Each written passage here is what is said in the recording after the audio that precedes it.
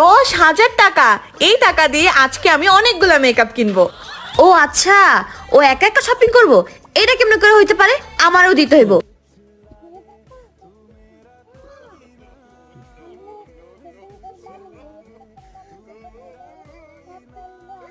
আনুস, কোথায় পেলি টাকাগুলো?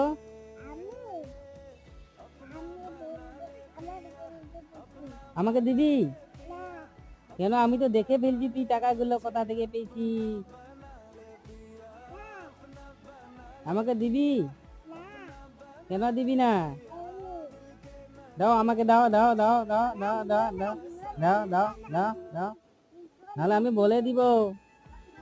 দাও, আমাকে দাও।